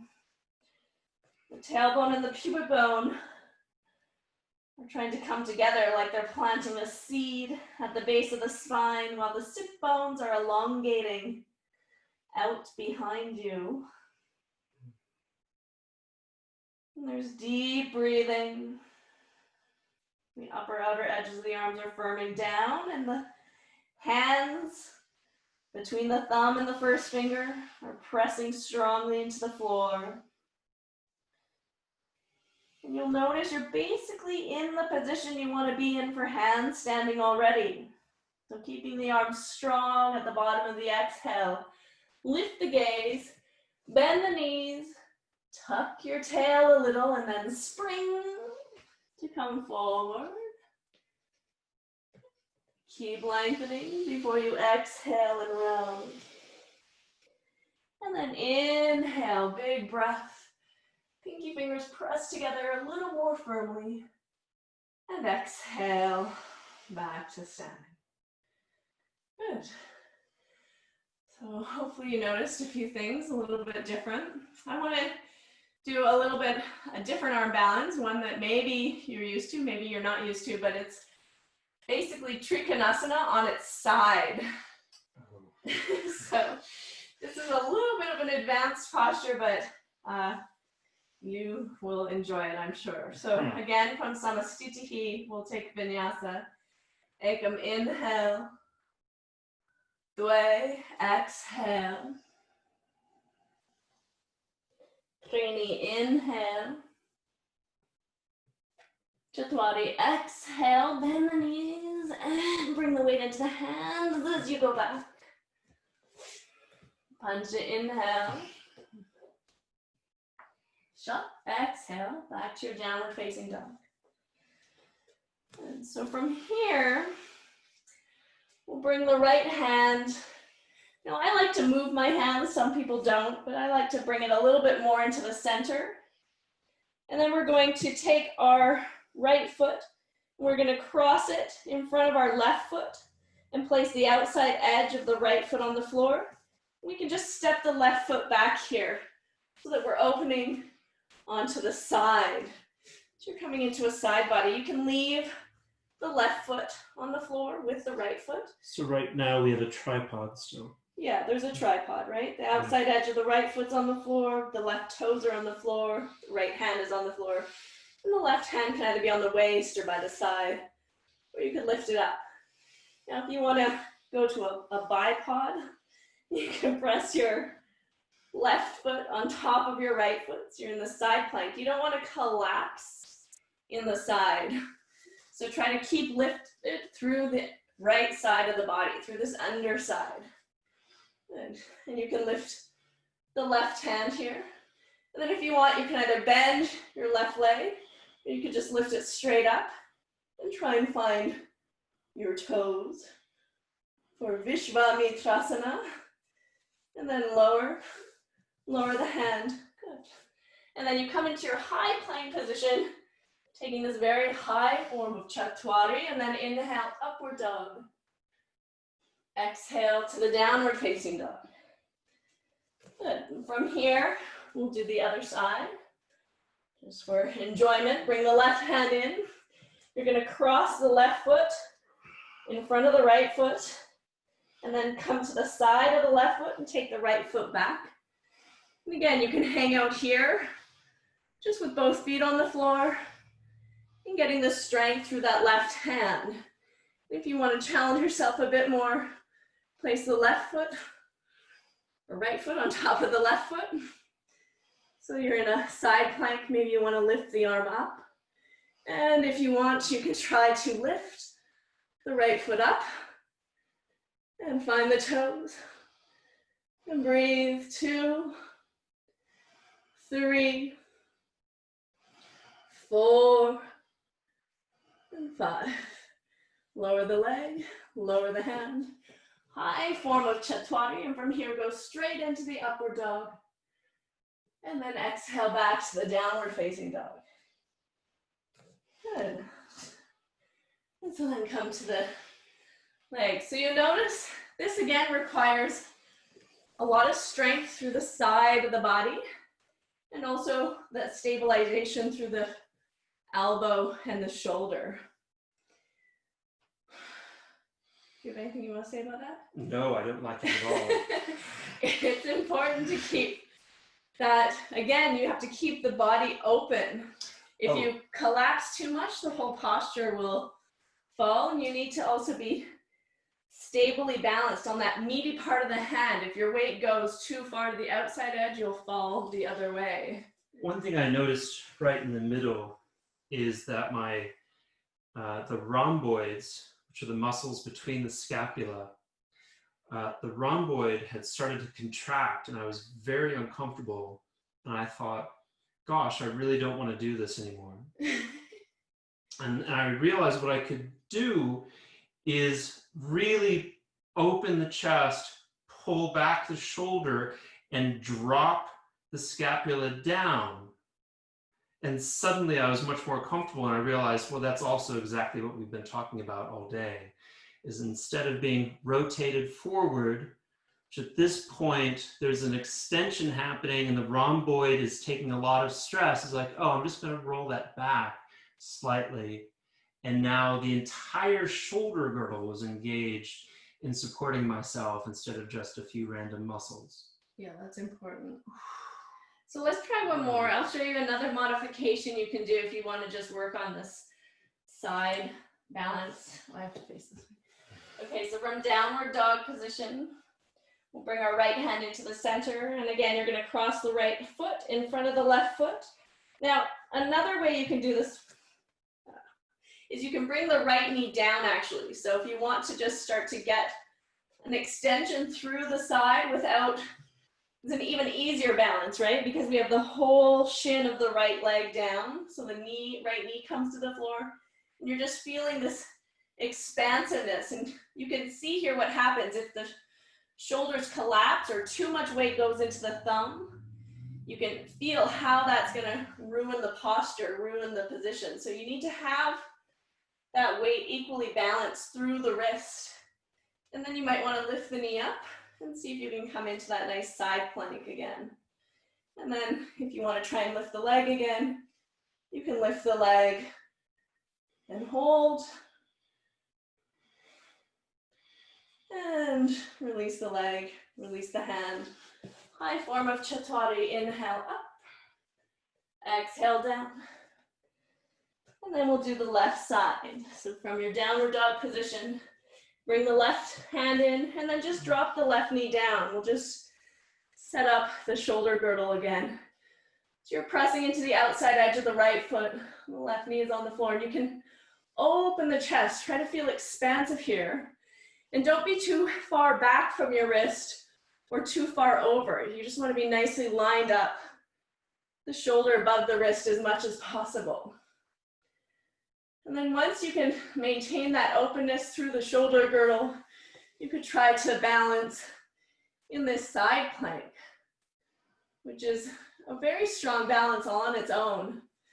But if you're feeling courageous or crazy, you could try to lift the top foot so that the right hand is coming to the right toes. And then you're balancing here. And then releasing the leg, all very controlled. The hand, high form of Chaturanga. Inhale up, upward dog. And then exhale back to your downward dog. Good, so from here, let's just play with another position. Let's lunge the right foot forward. So from our Chaturanga position, we're gonna lift the back heel off the floor and just come into like a runner's stretch. Okay. So then we're going to bring our elbows down to the inside of the foot and lift the back knee up off the floor. So now we're really in a deep lunge, a deep runner's stretch here. Good. And then what you want to start to do is see if you can start to work the right shoulder underneath the left knee. So you're trying to tuck that right arm through. So I have to lift my left knee off the ground to do that, I think. Yeah. Okay. Yeah, lift the back leg off the floor so you're in this nice runner stretch. And you might even need to shorten the bend in their front leg a little. So if you're really down here, in order to get the shoulder under, you might need to come out of the lunge a little bit to work the shoulder under. Good. And then bring the hands on either side of the foot flat. And then we're just going to try to lift that front leg up. So just feeling this action. So again, we're in a tripod position. 2 hands on the floor and our back foot, and our right leg, our front leg is lifting. And then you need to bend the arms a little bit more if you want to try to lift the back leg up. And then you can just step back into Chaturanga. Okay. Good. And then inhale, upward dog. And exhale, downward dog. We'll try that again. Come into a nice deep lunge. If you want, you can drop the back knee just to feel that deep lunge. And then bringing the hands both to the inside edge of your left foot. You can come down to the elbows, lift your back knee off the floor at this point so that you're stretching through that right psoas line, through the right hip flexors. And then see if you can start to work that left shoulder under the left knee. And then you're going to place both hands on either side of your left foot. Just bring a little bit of weight forward into the hands. See if you can lift the left foot off the floor. So now you're balancing on the hands with your back leg, the right leg on the floor, the left leg lifted. And then if you want to try to balance just on the hands, you need to push off your back foot. So shifting the weight forward, bend the arms, bring the chest down a little, and see if you can lift and balance here. And then you can step the feet back. And move through your vinyasa, upward dog, and downward dog. Good. So that's another sort of interesting way to get used to balancing on the hands. A type of arm balance, type of Vashisthasana in a way. Let's try a Vashisthasana, shall we? Mm. Okay. So this is similar to the one we just did. We're going to get into it a little bit different. So from downward dog, we're going to bring the right hand a little bit into the center of the mat. We're going to lunge the right foot forward up beside the hand. And then you're going to bend your right knee. And you're going to work your right shoulder underneath your knee as much as possible so that the hand is actually coming to the outside edge of your right foot. So I think you can see Russell, but a nice deep bend Your left hand can be lifted off the floor if you want, or it can still be on the floor. It's up to you. And then from here, with that shoulder under the knee, you're just going to turn to the side. So you can bring even the left hand to the waist. It's helpful. And then it's the same idea. You're going to see if you can extend through the right toes so that you're balancing just on the left foot and the right hand. And you're opening the body to the sides. You're lifting that left shoulder off the floor. Maybe the hands here or here. Good. And then you can bring the hand down. You can exit that same way, lifting both legs off the floor if you want, balancing, or you can just step back and find Chaturanga Dandasana, exhaling to lower, inhaling upward dog, and exhaling to the downward facing dog. Good. Let's try the left side. So lunge that left leg forward, and then work the left shoulder, drop it down. Try and bring the shoulder under the knee as much as you can. Not right under the knee, but as far as you can. The left hand's on the outside edge of the left foot here. And then you're just going to turn the body open to the side. This might be enough. This is a really deep stretch. Whoa. Don't do that. That's why you don't lock your elbow. Because it will collapse. So keep the elbow a little bent. That's important. And then you can start to lift the leg and open the chest. Good. It doesn't have to be pretty. It can be if you want. Good. You're just feeling where you need to balance, where you need to be. And then you can bring that right hand down. You're back in the same lunge with the front foot lifted. If you want, you can press and lift and balance, or just step both legs back. Inhale, upward dog. And exhale to downward facing dog. Good. So those were some challenging arm balances. Yes. I have a couple other interesting arm balances you can play with. So this one, if you, actually let's do the Galavasana one. Yeah. So let's stand up. And this one is challenging to get into from a headstand in third series, but it's a little bit easier to play with coming into it from a standing position. So just like a modified Ardha Baddha Padmottanasana, we're going to pick our right foot up and cross the right ankle over the left knee. So we're coming into like this figure 4 position. And keeping that right ankle flexed, we're going to start to bend the right knee, like Ardha Baddha. So you're coming into a... We call this figure 4 in the kids' yoga classes. Yeah, figure 4. And bring the hands down to the floor. Keep your supporting leg bent. Good. So it's just like a modified half-bound lotus position. Now what you want to do is, if you can, flatten the palms to the floor. So that's going to be step 1. Can you bend your supporting leg and flatten the palms to the floor and feel stable there? And they're just in front of your supporting foot.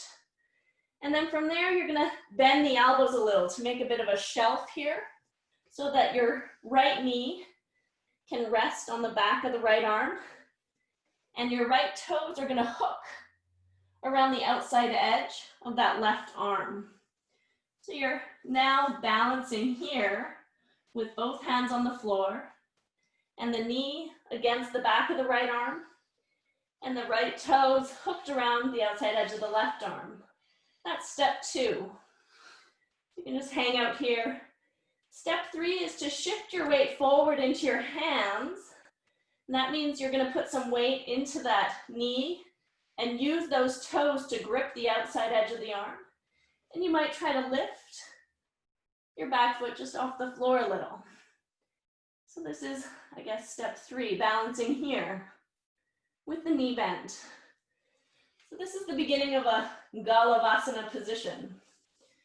So knee and foot wrapping around the arms, and then pressing, and then maybe eventually you start to straighten the leg and lift it up.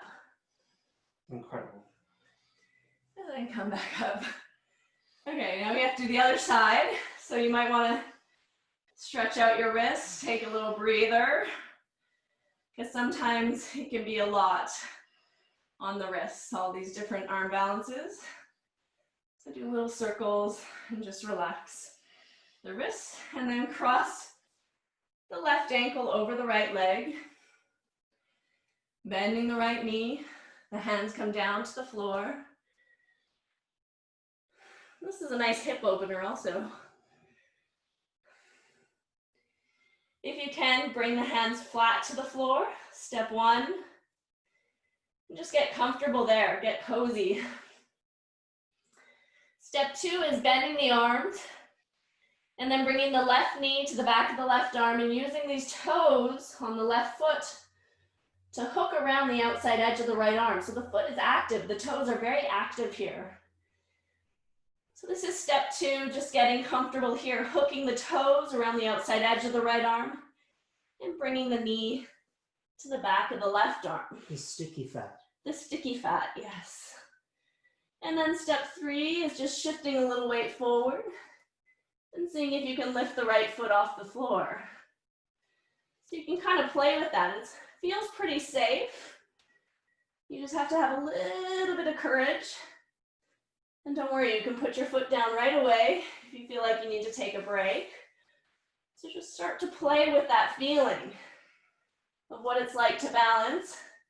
And then once you feel comfortable, you can extend and lift the leg. And all of a sudden you have Galavasana, and you feel very fine. Good. That's not as hard as you might imagine. Good, okay. Let's come to Samastitihi. Did we miss anything? Handstands? We kind of talked a bit about handstands doing the jumping, but one other way to work on the handstands is the wall dog. Yeah, that's right. So if you have a wall like we have, you can press your hands against the wall, and then you take like a downward dog position, and you just work on this spreading of the palms, pressing through the thumbs and the first fingers and firming the upper outer edges of the arms down to the mat. And this is basically your handstanding arm position. And it's just another way to work on the strengthening of the arms and the shoulder girdle without having to balance against gravity. And it's basically holding the position of the arms and the shoulder girdle, using your bandha, your lower abdomen, keep it pulled in, so don't relax into completely pranic position. You want to push the wall away with the hands as if you were on the floor. Pull the belly in and just find that arm strength. The same arm strength you would find doing handstand. You know what? What? I probably am going to surprise you with this. What's this fellow's name again? Steve? Steve Dwelly. Steve Dwelly, yeah. I made this painting a while ago. Let's see, so the famous Jessica Waldman wanted to make a portrait of Jessica in Shavasana. And then this is big Steve Dwelly, all 6'8", Steve Dwelly. One thing I wanted you to notice in the background was a painting of a handstand. Of course, it's Batavi Joyce doing a handstand. And one thing I want you to notice is how open his neck is and how he's staring at a point in front of his hands. And that's how he's doing the handstand. Now, you can knock his lower back and how there's a little bit of a back bend there and maybe his belly's out too much, but he's totally grounded and open in his neck to do his handstand. And that's something that I want you to think about every time that you're doing a arm balancing posture, is where your head should be. So So if you're alone, probably the easiest way to work on handstands is with a wall. But Sure. you can be my wall. I'll be a wall. So it's the same action. You want to get that same pressing against the ground with the arms. And it's just like downward dog. It's exactly like jumping forward in downward dog. Maybe you don't take your feet out quite as much, but then just jump and get the hips up and press the floor away. And you'll notice a little bit of a back bend there, but the head is so completely lifted so that she can be balanced. And if jumping is a little bit challenging, as it is for a lot of people, I mean, ideally, you really want to find it jumping, because as you progress in the sequence, once you get to Vipariti Karani or the TikToks, you can't do TikToks one leg at a time. You have to do them jumping with 2 legs. So otherwise, it's a walkover. It's not Vipariti Karani. It's not that position.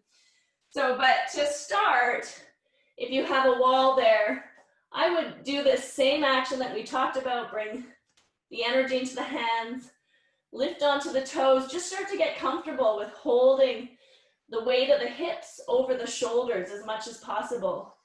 And then you can bend one leg and kind of kick, and you can probably find it quite easily there with the help of a wall.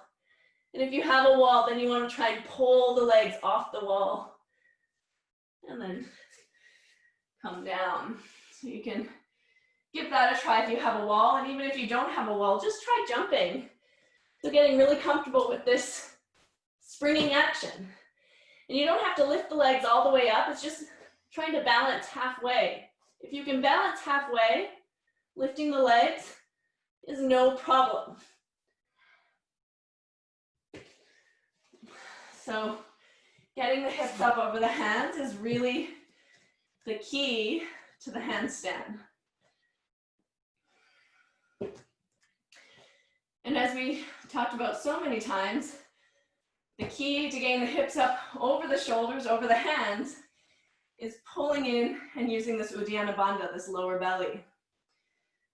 Yeah, easy. Yeah. So my grandmother taught me how to do this. My grandmother, we were at a wedding in Illinois, I don't know, maybe 25 years ago, maybe more. Probably more. 30 years ago. And my grandmother saw my uncles doing handstands, and she said, they're just using their muscles. And it's different from that, she'd say. Because she smoked, you know. And she'd say, the way you do a handstand, it's really easy. You find your point, you kick your legs up, everything falls into place, she said. And then you can stay up there all day. And she did. She would walk on the stairs in handstand. She'd walk around the house. Someone said that she once spent like 20 minutes in a handstand, which I find really hard to believe. She was such a tiny woman with tiny bird-like wrists, with a huge Swedish belly, which is very attractive to me. But she was extraordinary, the way that she taught it to me, because it's really that simple. You find your spot, you kick yourself up, and then everything has to fall into place. And that's it. And so all the other mechanics that we talk about for hours are helpful, but it really has to do with centering your mind and then relaxing. So let's do one more thing before we close. So another obviously important balancing posture is headstand. And it requires the arms, and especially the way Pattabhi Jois taught the headstand, where only maybe like 10% or less of the weight is supposed to be on the head.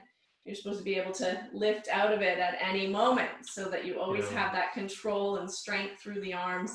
Otherwise, you'll herniate your discs, as we've seen. Yeah.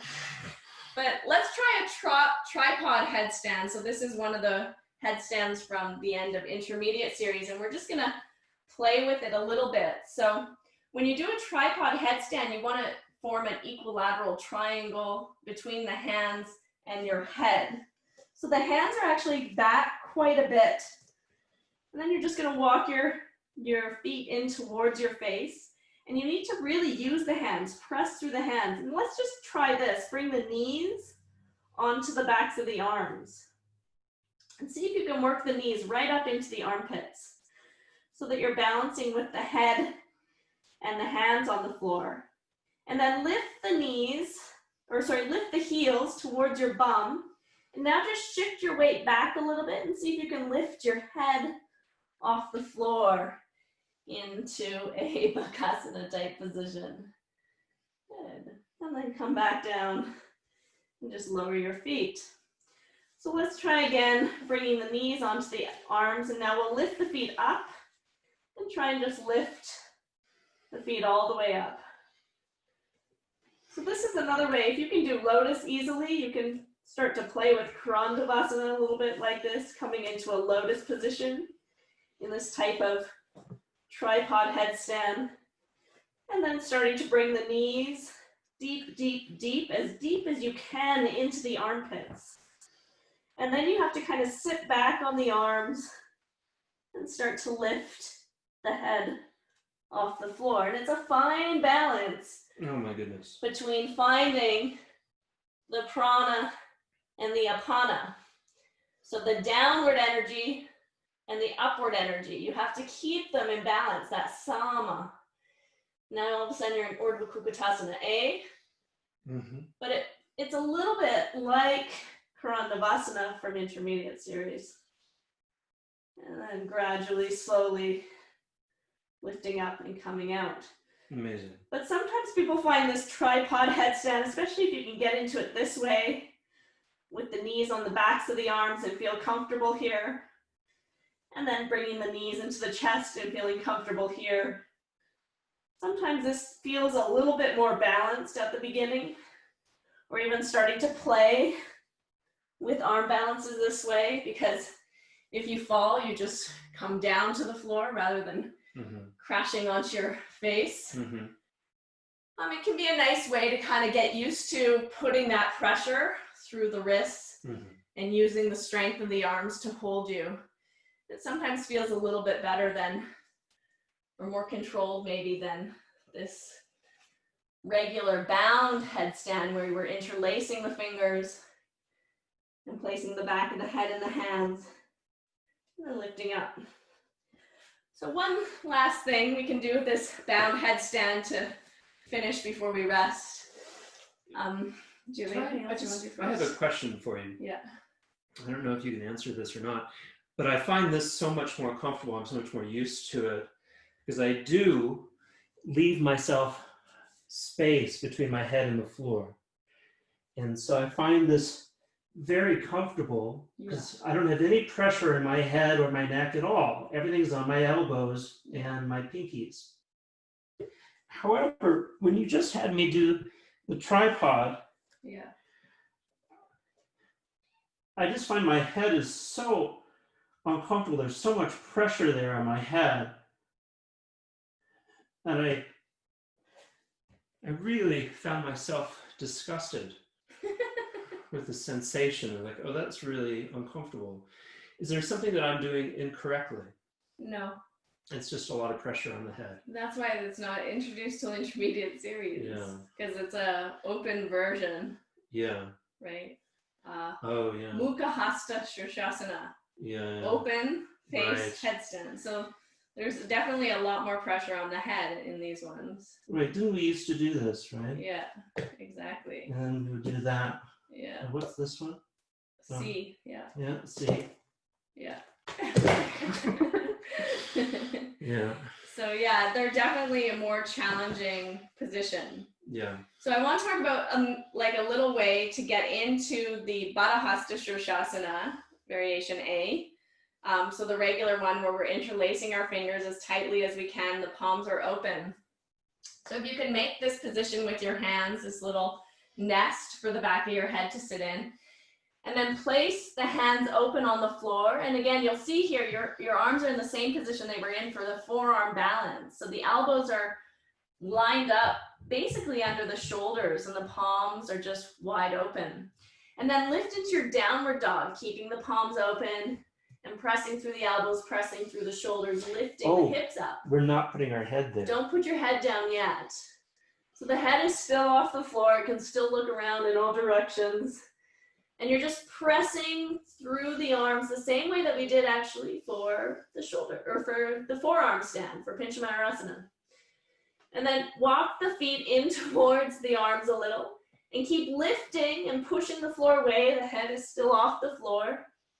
You're still really strong through the arms, through the shoulders, through the armpits. And then you're going to just relax the neck, relax the head, and just shift the weight forward and place the back of the head into the hands so that you're staying lifted through the arms. And then as you feel ready, you could just lift one foot and the other foot or both feet as you feel and come all the way up into your headstand, into your Shirshasana. And breathe here. And you might notice that entering the headstand that way feels very different. I find that it creates a lot more space through the neck and the shoulders right from the very beginning. And I'm not collapsing at all through the shoulders and the neck now. And so at any moment, you can press and lift the head off the floor. And you should be able to feel like you can do that at any time in the headstand. And then again, lowering back down with control.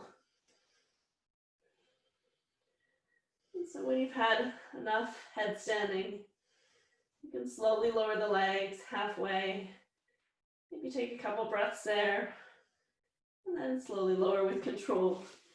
And then take some time resting in child's pose, just relaxing the shoulders, the head, the arms. And take some deep, full breaths, releasing the neck.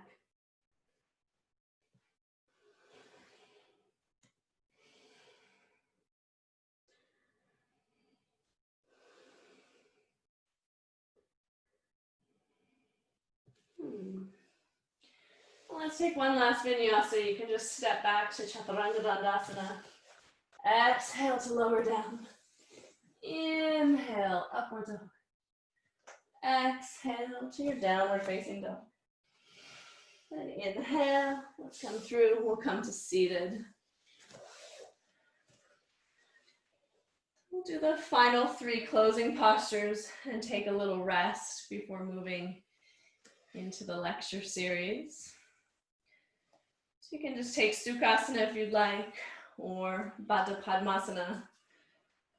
And if you come into Padmasana and you're taking Baddha Padmasana, reach for the top foot first. Otherwise, you can just take the elbows behind the back as a modification. Then wherever you are, inhale deep to open the shoulders. And then exhale slowly, slowly.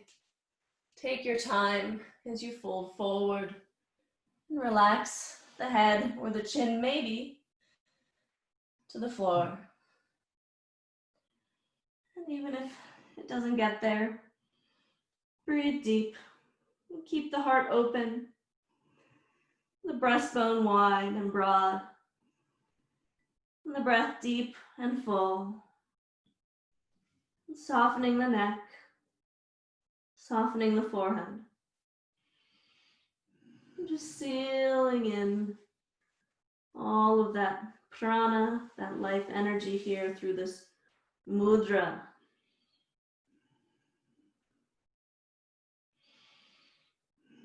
And at the bottom of the exhale, empty the lungs and start to come up as you inhale, releasing the hands and taking Jnana Mudra, pressing the thumb and the first finger together. And then relaxing the shoulders down away from the ears. Feel the sit bones drop, bury into the earth. So the lower back muscles are relaxed and released.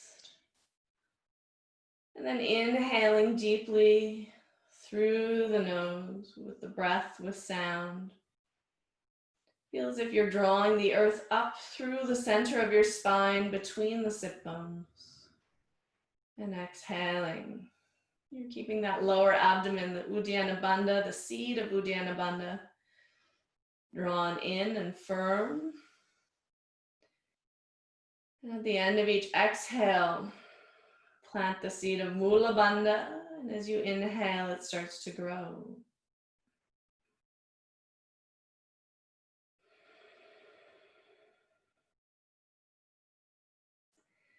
Deep, full breaths here.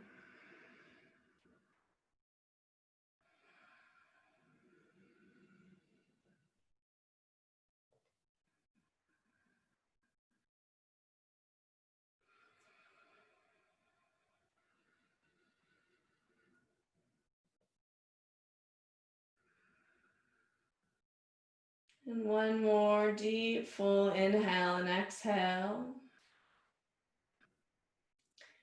And then the final arm balance, the final handstand of the practice, Uttanapluti. So pressing the hands down. I like to put them under my thighs. So if they're back here by the sit bones, it's pretty impossible. You have to move them forward under the thighs. And then rather than thinking about just straightening the arms, so if you're unfortunate like me when it comes to yoga, if I just straighten my arms, nothing happens. So I don't lift. Russell has nice long arms, so he can just straighten his arms and he'll just lift right up. As you can see, I can straighten my arms till The cows come home. as they say, and nothing will happen. I will not lift. It does not matter where my arms are. They're barely touching. So rather than just thinking of straightening the arms, which if you're fortunate and lucky in the world of yoga, you have nice long arms, you can do, and all of a sudden you'll lift up. Try to think of shortening the torso. So again, you have to create this deep aponic rounding in the lower belly. So when you lift, you can see I have to round my back and really shorten the torso and the belly. So lift up. 1, 2, 3, 4, 5, keep lifting. 6, 7, 8, 9, and 10. And you can take one last vinyasa if you like, or you can just unwind and gently lie down and take a rest. Releasing the legs and the arms and the shoulder blades into the earth and relaxing here.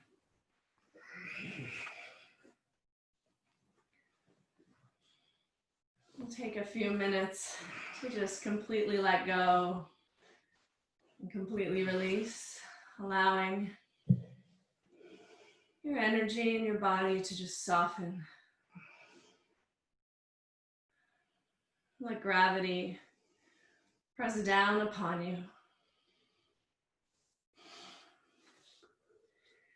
Let the arms and the legs feel heavy. And just observe where the movement of that prana or that energy is in your body. Maybe you're feeling an awareness of new openings or new areas, new muscles.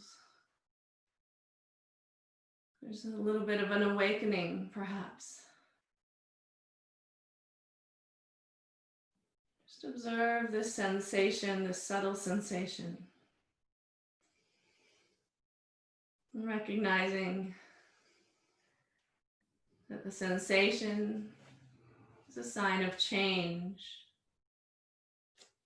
things changing.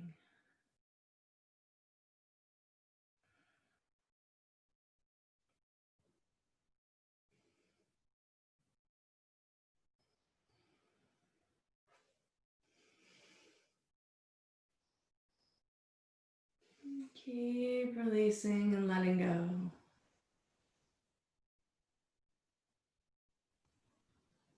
Inhaling peace. And exhale, release.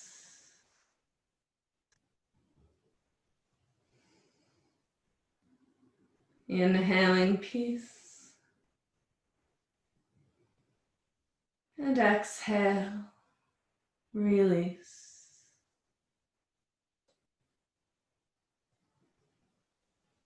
Peace and release.